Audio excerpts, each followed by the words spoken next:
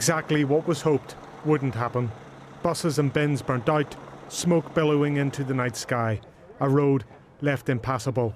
And that's not all. Homes came under attack as calls for calm were ignored. This disorder, a night on from a brutal and barbaric attack, followed by an act of bravery. On a residential street on the edge of the city, residents rushed to rescue a man coming under attack before being helped by police. Close to a school, this moment of mayhem has left a community and city stunned.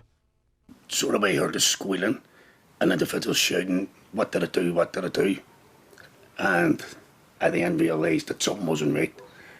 I says to my wife, and she went out the front and looked, and then she came back down and was sort of like crying. I asked her what was wrong. She says there's a guy on top of another guy and he's stabbing him.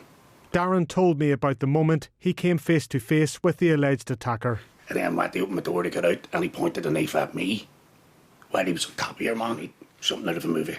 When I was there, he wasn't responsive. He was lying face down. I wish I could have done more. What we know about the man charged with attempted murder has become clearer since his arrest. He's Sudanese, in his 30s, and today police revealed how he came to be in Northern Ireland. It's my understanding that the suspect was granted leave to remain in the United Kingdom on the 28th of September of 2023. But I'm informed that he made his way from Sudan to Paris, and from Paris he flew to Dublin at a date yet to be determined. He then travelled from Dublin to Belfast by bus on the 10th of February of 2023 and claimed asylum on that date. Police say a terrorist motivation is being ruled out at this stage. The victim, aged in his 40s, remains in hospital where he is being treated for significant stabbing injuries, including to his eyes, believed to have been sustained by use of a kitchen knife. Politicians on all sides were quick to condemn the attack and call for calm. My message today is one of calm, and don't allow those people that don't care about people here to incite hatred, to incite fear.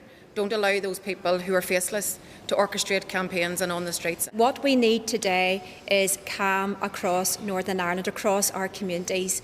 On a day that politicians and senior police officers called for calm, well, that hasn't played out in various parts of Northern Ireland. As you can see here, this is one of the main arterial routes that lead into the city centre. As we've been here, cars have been blocked from getting through with bins in place, and a small fire still remains alight. Tonight, smoke scars the skyline as appeals ring out for the disorder to stop. Stuart Robson, News at 10, Belfast. Well, Geraint is in Belfast tonight. Geraint, apart from the rain, which we can see, what is the situation on the streets around you tonight? Well, the police describe pockets of disorder in various areas around Belfast this evening. Vehicles have been set alight, police vehicles have been attacked.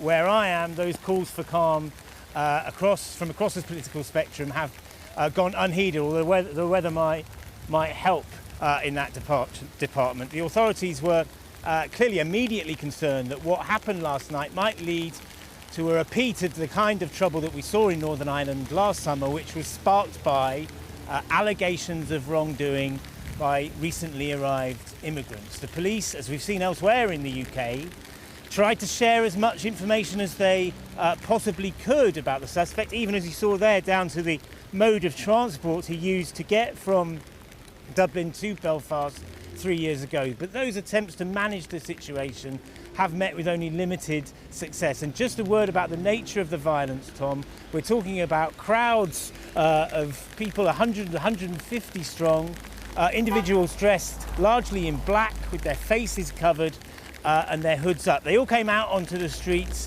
at around a similar time this evening. So there's every indication that this disorder is in fact pretty well organised and coordinated. Geraint, I think it's time to let you get back under cover, but thank you very much indeed. Well, let's bring all of this to Carl, the man who knows Belfast very well, apart from other things. Obviously, I guess the question here is that, we know illegal immigration is something a lot of people watching this programme are very concerned about. We know it's one of the things sort of driving reforms, very high poll ratings. What is the government thinking and saying about days like today?